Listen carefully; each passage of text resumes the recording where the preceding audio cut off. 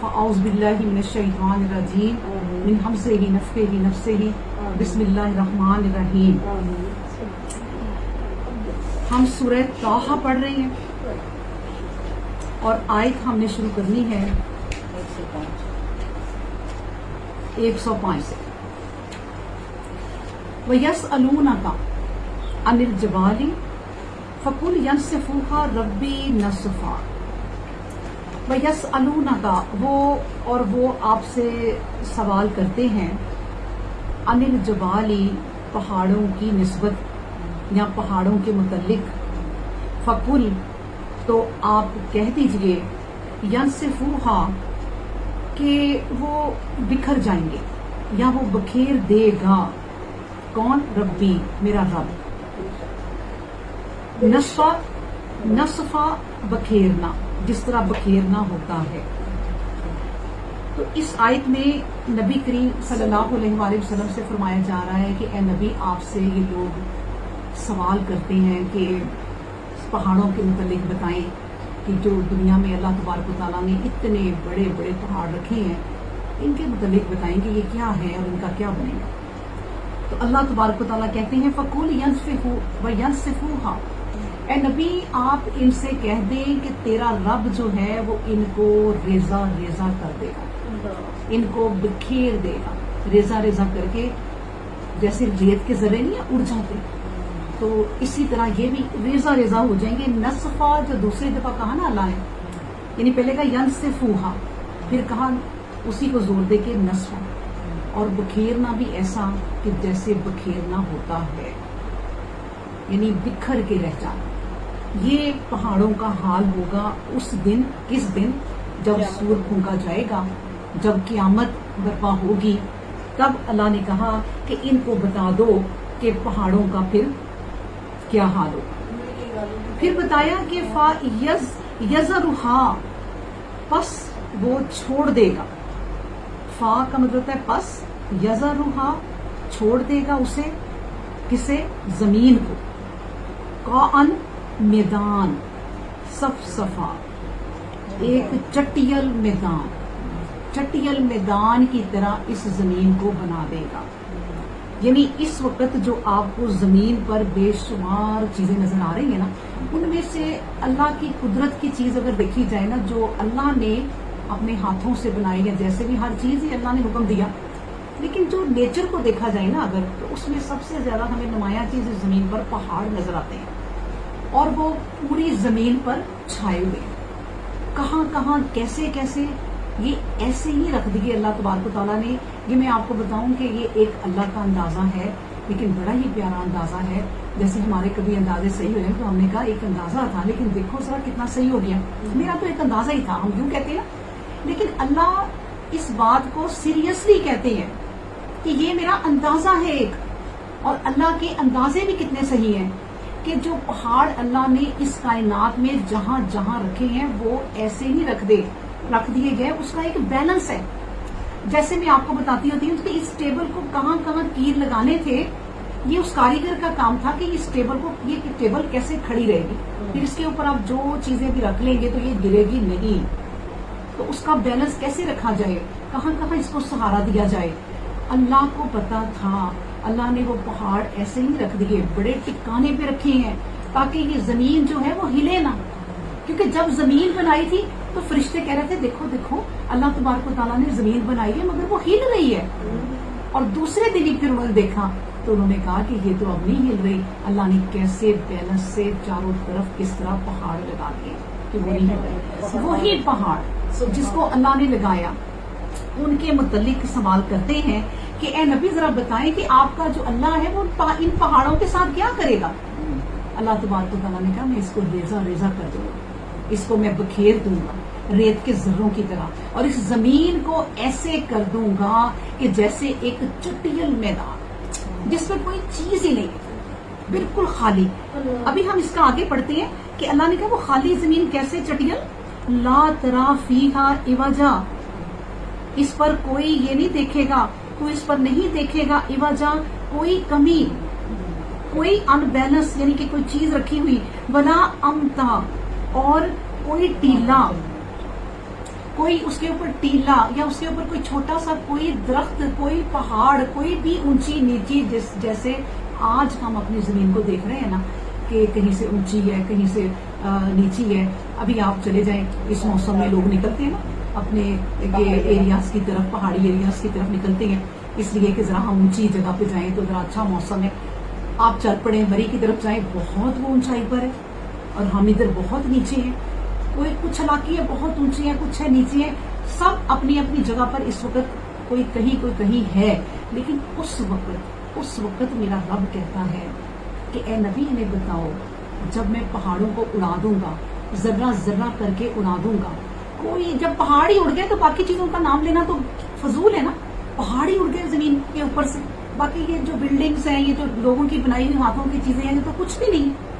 جو اللہ کے بنائے ہوئے پہاڑ اڑ گئے، اور جب سے اللہ نے بنائے ہیں ان کو کوئی ہلا نہیں سکا. جتنا مرضی آپ سوچیں کہ ان کو تراش کے، ان کو کر کے وہاں سے رستے بنائے جائیں، پہاڑوں میں گھر بنائے جائیں، ان کے اندر سڑکیں بنا دی گئی، ان کے اندر ایک پوری مری بنا دی گئی، اس طرح کے بے شمار علاقے مری پہاڑوں کے اوپر بنا دیے گئے. لیکن وہ جو بیس ہے ان پہاڑوں کی زمین کے اندر کہیں، وہ آج تک کوئی نہیں ہلا سکتا، کیونکہ وہ نہیں ہل سکتی، اس لیے یہ زمین نہیں ہلتی. تو اللہ نے کہا کہ جب تو دیکھے گا نا کہ پہاڑ نہیں ہے تو یہ زمین پتہ کیسی ہوگی؟ ایسی ہوگی کہ جیسے ایک میدان ہے. اب دیکھیں مری اونچا میں کہہ رہی ہوں نہیں ہوگا، کیسے وہ ایک لیول پہ آ جائے گی، کیسے وہ اس طرح ہو جائے گی، کیسے وہ میلوں اوپر علاقے جو اس وقت ہیں وہ ایک جیسے ہو جائیں گے. کہیں تو نہیں دیکھے گا کہ کہیں کوئی ہم جاتے ہیں، اب سڑکوں پہ نکلتے ہیں تو کوئی سڑک اونچی آ گئی، ہم ادھر کو مڑے، گلیاں آ گئی، کوئی ٹرن آ گیا، یو ٹرن آ گئے، ہم کرتے ہیں نا. کوئی ٹرن نہیں آنا. جب تم کھڑے ہو کے دیکھو گے تو ایک چٹیل میدان ہے، جہاں تک تمہاری آنکھیں جاتی ہیں، نظریں جاتی ہیں، تمہیں کوئی اس کے بیچ چیز نہیں ملے گی کہ کوئی تم رکھ دو یا کوئی رکھ دے، کسی کی ضرورت نہیں ہے. ایسے اللہ اس زمین کو کر دے گا ایک جیسی. اس زمین کی لوکیشن یہ ہونی ہے. جیسے ہم لوگ اب لوکیشن بھیج دیں نا، ہم نے فلاں جگہ جانا ہے تو ہم لوگوں کو پتا ہوتا ہے کہ اس جگہ ساری زمین کی تب ایک ہی لوکیشن ہوئی ہے. اور وہ کیا لوکیشن ہے؟ وہ چٹیل میدان ہے، اس پر کچھ بھی نہیں ہے. پھر اللہ نے کہا اس میدان میں یومئذ یتبعون الداعی، پھر اس میدان میں ایک پکارنے والا تمہیں دائی پکارے گا، پھر تمہیں آواز آئے گی، لا عوج لہ، اور اس میں کوئی ٹیڑھا پن نہیں ہوگا، اس میں کوئی ایسی بات نہیں ہوگی کہ جو تمہیں سمجھ نہ آئے. صاف بات کی سمجھ جائے گی. پھر کیا ہوگا؟ لیکن اس میدان میں جب ایک ہی آواز آئے گی صرف اللہ کے حکم سے، اس دائی کی پکارنے والے کی ضرور آئے گی، لیکن وخشعت الاصوات للرحمن، تمام جو آوازیں ہیں، اصوات آوازیں، وخشعت وہ دب جائیں گی. کس طرح؟ للرحمانی، اپنے رحمان کے آگے ایسے دب جائیں گی آوازیں. اتنا دیکھیں نا چٹیل میدان ہے، ایک پر ہلنے کی آواز نہیں آئے گی، ایک پتا گرنے کی آواز نہیں آئے گی. ویسے تو ہوگا ہی نہیں، نہ کوئی پر نہ پتا، لیکن ایک بات ہے کہ اتنی خاموشی ہوگی، اتنی خاموشی ہوگی. آپ کو بتاؤں خاموشی بھی ایک قسم کا خوف ہے. آپ جب آدھی رات کو اٹھ کے یا سخت دوپہر میں بھی اٹھ کے کسی قبرستان میں چلے جائیں نا اور وہاں صرف خاموشی ہو، انسان خاموشی سے بھی گھبرا جاتا ہے، اس خاموشی سے بھی ڈر لگتا ہے. اچھا چلیں یہ تو دور کی بات ہے. آپ اپنے بڑے سے گھر میں کبھی ایک بچے کو چھوڑ دیں یا ایک بچی کو چھوڑ دیں تو وہ ضرور کہے گی کہ نہیں مجھے ڈر لگ رہا ہے، میں اکیلی نہیں رہ سکتی. یعنی اتنا خوف ہوگا اس رحمان کا، اس وقت اللہ کا خوف ہر چیز پہ اتنا ہوگا کہ آوازیں دب جائیں گی، کسی کی ضرورت ہی نہیں ہوگی کہ کوئی آواز آ سکے. پھر اللہ تبارک و تعالیٰ فرماتے ہیں فلا تسمع، تو نہیں سنے گا. تو اس میں کیا سنے گا؟ الا ہمسا، صرف ایک آہٹ. ایسے سنے گا کہ جیسے نا آپ کو بتاؤں خاموشی کی بھی نا ایک آواز ہوتی ہے، خاموشی کی اپنی ایک آواز ہوتی ہے، ڈر لگتا ہے، آہٹ ہوتی ہے. جیسے یہ بھی آہٹ ایک عجیب سی ہوگی، خوف والی ہوگی.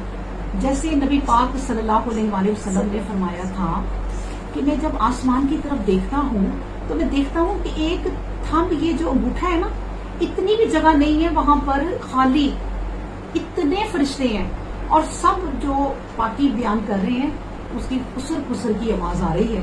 کچھ ملی جلی آوازیں آ رہی ہیں، سمجھ نہیں آ رہی. اسی طرح یہ بھی ہمسا ایک آہٹ ہوگی عجیب سی ملی ہوئی سی، کچھ سمجھ نہیں آئے گی کہ وہ کس چیز کی آواز ہے. تو اللہ نے یہ وہ لوکیشن ہمیں وہ نقشہ کھینچا ہے کہ یہ ہوگا اس میدان کا حال جس میدان کے بارے میں تمہیں بتایا جا رہا ہے.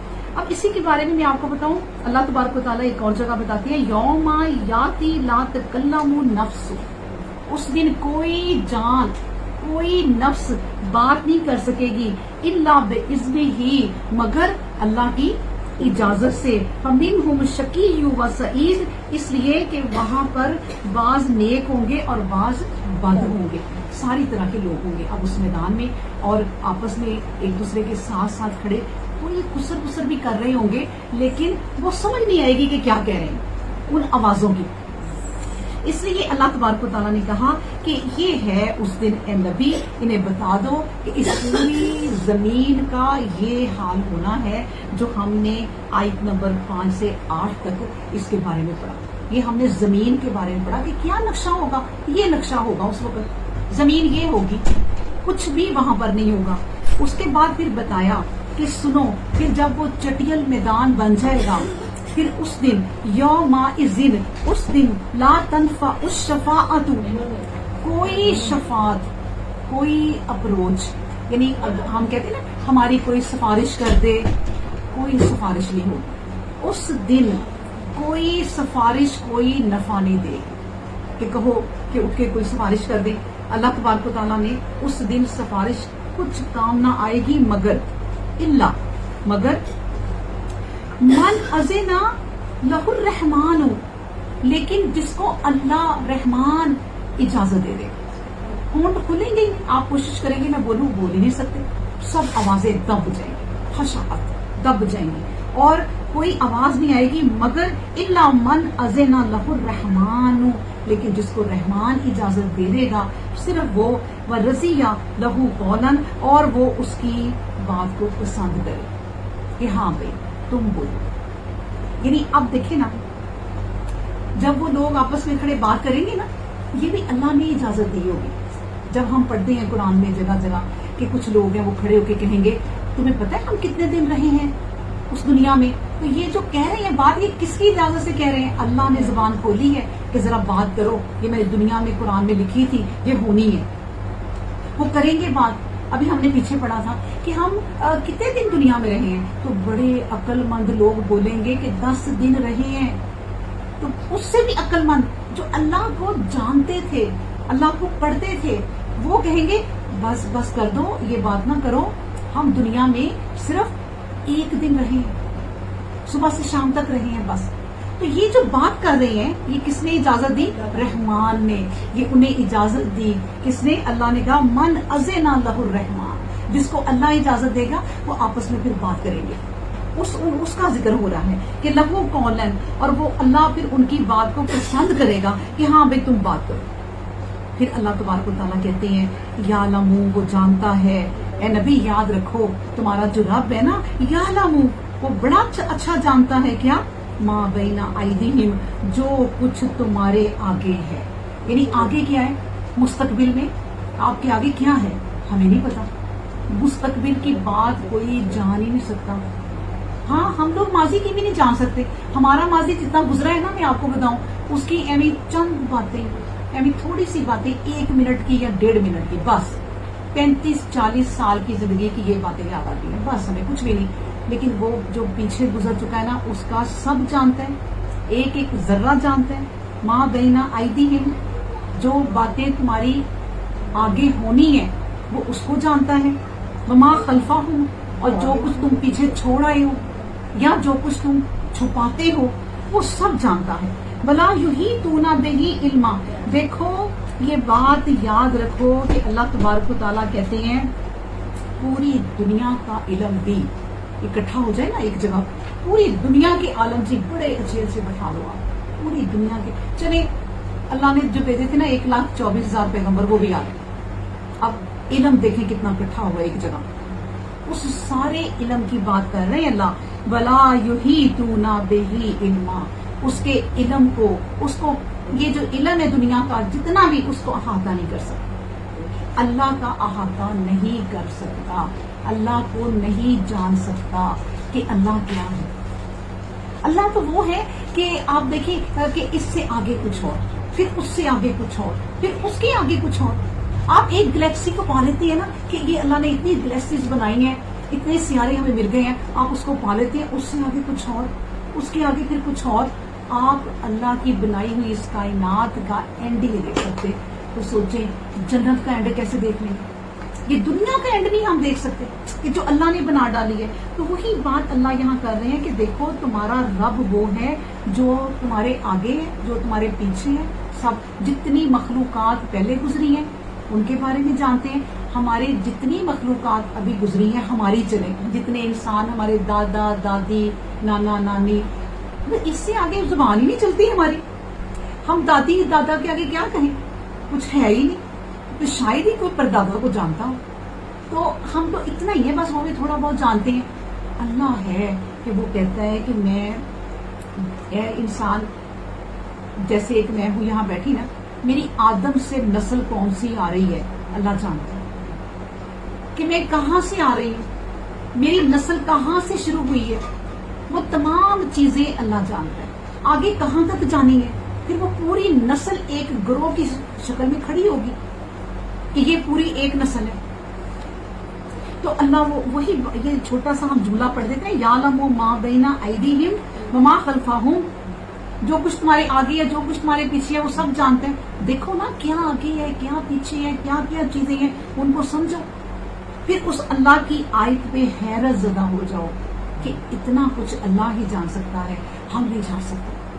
تو اللہ کہتے ہیں پوری دنیا کے عالم مل جاؤ، اللہ پر تم احاطہ نہیں کر سکتے، اس کے علم کا احاطہ نہیں کر سکتے کہ کہاں تک اس کا علم ہے۔ پھر فرمایا گیا کہ وَآنَتِ الْوُجُوهُ لِلْحَيِّ الْقَيُّومِ، اور اللہ جو ہے نا وہ کہتے ہیں کہ وَآنَتِ الْوُجُوهُ، اور جھک جائیں گے سارے چہرے لِلْحَيِّ الْقَيُّومِ، اس زندہ قائم رہنے والے کے آگے۔ اس دن تمام چہرے جھک جائیں گے، اس قائم رہنے والے رب کے سامنے جھک جائیں گے۔ لیکن اللہ تبارک و تعالیٰ کہتے ہیں کہ وَقَدْ خَابَ مَنْ حَمَلَ ظُلْمًا، وقد اور حقیقت پتہ اس دن کیا ہونی ہے، قد کا مطلب حقیقت بھی ہوتا ہے اور تحقیق بھی ہوتا ہے۔ حقیقت یہ ہونی ہے اس دن کہ خواب نامراد ہوئے وہ لوگ، من حملہ ظلمن، جنہوں نے ظلم اٹھائے۔ اب ظلم کیا اٹھائے کہ ظلم کیے انہوں نے، بلکہ اپنی جان پہ، اور اپنی جان پہ جو ظلم کیے وہی انہوں نے اٹھائے پھر۔ یعنی سب سے بڑا ظلم کیا ہے؟ ایمان نہ لانا، یہ بھی، لیکن شرک کرنا، ایمان بھی لانا اور پھر شرک بھی کرنا۔ ایمان لے ہم اللہ پر وہ تو ٹھیک ہے، ہم مانتے ہیں، لیکن اس کے بعد پھر اللہ کے شریک بھی بہت بڑا ہے نا۔ ہم لوگوں نے تو بہانے بنائے ہوئے نا کہ بھئی کیا کریں، ہماری اتنی اوقات ہی نہیں ہے کہ ہم اللہ سے خود بات کر سکیں، ہمارا پیر کرے گا ہم تو اسے کہیں گے، ہماری کہاں اتنی اوقات ہے۔ پھر اس کی مثالیں کیا دیں گے کہ بھئی آپ کسی آفس میں جائیں، آپ نے کسی ہیڈ آف دی آفس سے ملنا ہے تو پرچی دیں گے کسی اس کے جو ہے اسسٹنٹ کو کہ بھئی ہماری ملاقات، آپ ڈائریکٹ جا سکتے ہیں اس کے کمرے میں، آپ دنیا کے آفیسر جو ہے اس کے کمرے میں تو ڈائریکٹ جا نہیں سکتے، تو آپ اللہ سے کہتے ہیں کہ ڈائریکٹ بات کرنے کے لیے آپ ایک سیڑھی پہ تو آپ چڑھ نہیں سکتے، بغیر سیڑھی کے چڑھے نا کبھی چھت پہ، چڑھ تو سکتے نہیں ہیں، آپ سیڑھی بناتے ہیں پھر کہیں آپ چھت پہ چڑھتے ہیں، تو آپ کہتے ہیں کہ ہم اللہ سے ڈائریکٹ بات کر لیں۔ ہوتا ہے نا انسان پریشان کی باتیں سن کے جو شرک کرتے ہیں ان کی بھی، لیکن یہ اللہ کہتا ہے کہ دنیا کی ان باتوں سے رب کو نہ ملاؤ، وہ اس چھت سے اور اس ہیڈ آف دی ڈپارٹمنٹ سے بہت بڑا ہے، ان کے لیے تو تمہیں وسیلہ بنانا پڑے گا، اس کے لیے کوئی وسیلہ نہیں تمہیں بنانا پڑے گا۔ جب اس نے کہہ دیا کہ میں تمہاری شارت کے بھی قریب ہوں، تو تمہیں کیا ضرورت ہے جہاں جا کے اتنی دور تم جا کے کسی مزاروں اور فقیروں کو کہو کہ ہمارے لیے دعا کریں۔ اللہ تمہیں کہہ رہا ہے کہ میں تمہاری شارت کے بھی قریب ہوں، آؤ میرے سے مانگو، گھر بیٹھے مانگو۔ تو کیوں دنیا کی بے تکی یہ مثالیں دیتے ہو اللہ کے لیے؟ اس دن جب اس چٹیل میدان میں کھڑے ہوں گے نا، لگ پتا جانا کہ یہ کیا ظلم کمائے، اور یہ جو ظلم تم کمائے نا، بس اس دن وہ ہوں گے خوابہ۔ خوابہ کا مطلب نامراد، فیل ہو گئے، وہ کامیاب نہیں ہوئے۔ دنیا میں کتنا رہے، یعنی ایک اسٹوڈنٹ ہے وہ 4 سال محنت کرتا ہے اپنی ڈگری کے لیے. کوئی ڈاکٹر بننا ہے 5 سال کی 6 سال کی محنت کرتا ہے اپنی ڈگری کے لیے. اس کے بعد اینڈ پہ جا کے فیل ہو جاتا ہے تو کیا فائدہ؟ سارا پیسہ ضائع, سارا ٹائم ضائع, سارا ماں باپ کی محنت ضائع, کیونکہ اس نے محنت صحیح نہیں کی, اپنے سبجیکٹ پر نہیں کی, اس نے کچھ اور ہی پڑھتا رہا تو فیل ہو گیا. اسی طرح اس دنیا میں ہم آئے ہیں, ہم نے ٹائم بھی لگایا, ہم نے اپنی محنت بھی کی, اللہ نے ہمیں 50 60 70 80 90 چلو اتنی عمر دی, یہاں پر ہم نے عمر گزاری, لیکن اینڈ پہ ہم جا کے فیل ہو گئے. کتنی بری بات ہے. یعنی اتنا اس ایگزامینیشن ہال میں ہم نے ٹائم لگایا, اتنی ہم نے نمازیں پڑھی. میں آپ کو بتاؤں کہ انسان یہ سوچے کہ کہیں میں ایسا عمل نہ کوئی کر دوں کہ میری ساری عمر کی نمازیں اکارت چلی جائیں. یہ چلی جا سکتی ہیں اگر آپ اللہ کے ساتھ شریک کرتے رہے اور اس چیز پر ایمان لاتے رہے. کیا فائدہ نمازیں پڑھنے کا؟ سوچیے آپ, کیا فائدہ آپ کو جا جا کے کعبہ کی دیوار پکڑ کے رونے کا؟ کیا فائدہ آپ کو نبی کریم صلی اللہ علیہ وسلم کے روضے پہ جا کے دعائیں کرنے کا, جب واپس آ کے پھر آپ نے وہی شرک کرنا؟ سب ضائع. یہ بات سوچیں آپ کہ کہیں ساری محنت ضائع نہ چلی جائے. بڑا دھیان رکھنا پڑے گا اس معاملے میں. یہ جو ایگزامینیشن ہال دیا نا اللہ نے ہمیں, اس میں بڑا پھونک پھونک کے قدم رکھنا پڑے گا کہ ہم نے کیسے یہاں پر رہنا ہے. یہ ہمارا ایگزامینیشن ہال ہے. تو اس لیے اللہ نے کہہ دیا کہ دیکھو اس دن وہ نامراد ہو گئے, اس دنیا میں رہے سہے جیے کھایا پیا کمایا سب ختم. اس دن کون؟ حملہ ظلم, جنہوں نے ظلم اٹھائے ہیں اس دنیا میں, یعنی اللہ کے ساتھ بھی شریک کیا, اس کے بعد انسانوں پہ بھی ظلم اٹھائے ہوں گے. یہ انسانوں پہ بھی ہم کہہ سکتے ہیں کہ ظلم کیے, ان کے حق نہیں دیے, ان پر زیادتیاں کی, تو یہ سب وہ ظلم لے کے آئیں گے اور اپنے اٹھائیں گے. اب یہ دیکھیں نا, نبی پاک صلی اللہ علیہ وآلہ وسلم نے فرمایا کہ یہاں تک کہ اللہ ایک سینگ والی بکری نے اگر بے سینگ والی بکری کو مارا تو وہ بھی اپنا بدلہ لے گی, اللہ نہیں چھوڑے گا. جو بھی بوجھ لے کے آئے گا اللہ کہے گا یہ اٹھانے پڑیں گے اب تمہیں. اب یہ تمہیں اس جگہ پہ آ کے ایک ذرہ کسی کے ساتھ زیادتی نہیں اب ہونی, کسی ایک عمل کی بھی چھوٹی سی. پھر کہا یہ تو ہو گئی ظالموں کی بات, لیکن اللہ نے ساتھ ہی بات سمجھا دی, وَمَن يَعْمَلْ مِنَ الصَّالِحَاتِ, اور جو عمل کرتے رہے نیک, جو دنیا میں نیک عمل کرتے رہے, وَهُوَ مُؤْمِنٌ, اور وہ تھے بھی مومن, ایمان لانے والے تھے وہ, فَلَا يَخَافُ, تو سنو ان پر کوئی خوف نہیں ہوگا, فَلَا يَخَافُ, ان پر کوئی ڈر نہیں ہوگا, ظلمن, کسی ظلم کا, ولا حزمن, اور کسی نقصان کا.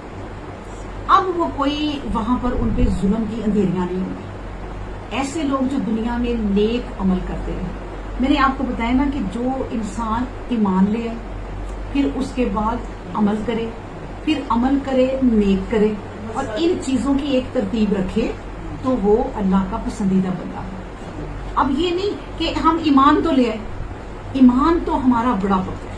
چھوٹے چھوٹے بچوں سے پوچھو نا کہ پہلا کلمہ سناؤ, ایسے سنا دیں گے, یہ تو ایمان ہی ہے نا, جس نے کلمہ پڑھا وہ مسلمان ہو گیا.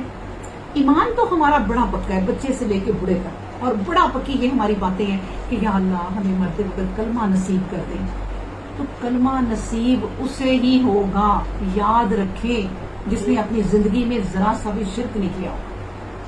اگر کسی نے کہہ دیا غیر اللہ, نے کہا غیر اللہ کے نام کی چیز نہیں کھانی بھائی, آپ کہہ رہی ہیں کہ نہیں نہیں رزق کی توہین ہوگی, آپ کی بات صحیح ہے یا اللہ کی بات صحیح ہے؟ جب اللہ نے کہہ دیا کہ بھائی میرے رزق میں سے نہیں کھانا, میں تمہیں کہہ رہا ہوں کہ میرے رزق میں سے غیر اللہ کے نام کی چیز نہیں کھانی, تو تم یہ کہہ رہی ہو کہ نہیں نہیں یہ تو اللہ کا رزق ہے, اللہ کے رزق کو نہ کھانا, اس کو پھینکنا توہین ہے. تو کہا کس نے ہے؟ اسی کا حکم ماننا پڑے گا. اللہ نے کہا سنو, تم لوگ, سورہ بقرہ میں یہ آیت ہے کہ تم لوگ صرف اس صورت میں حرام کھا سکتے ہو, غیر اللہ کے نام کی چیز کھا سکتے ہو جب تمہیں تمہاری زندگی کے لالے پڑ جائیں کہ بھئی اگر آپ مجھے یہ ایک سپ نہ ملا یا ایک نوالا نہ ملا تو نہیں گیا. حالانکہ کیا ہے, چلا بھی گیا تو اللہ کے پاس آج نہیں آج بچ جاؤ گے, 30-40 سال تک پھر چلے جاؤ گے. جانا تو ہے نا اللہ کے پاس, لیکن اللہ نے بھی انسان کی خواہش کا برم رکھا کہ چلو بچ جاؤ, کیونکہ انسان بچنا چاہتا ہے, ہر صورت میں اپنی زندگی کو بچانا چاہتا ہے. اللہ نے بھی کہا بچا لو کوئی بات نہیں, کھا لو, 1 نوالا 2 نوالے بچ جاؤ بس. باقی یہ جو غیر اللہ کے نام کی چیزیں آتی ہیں مت کھاؤ, یہ اللہ ہی کہہ رہا ہے.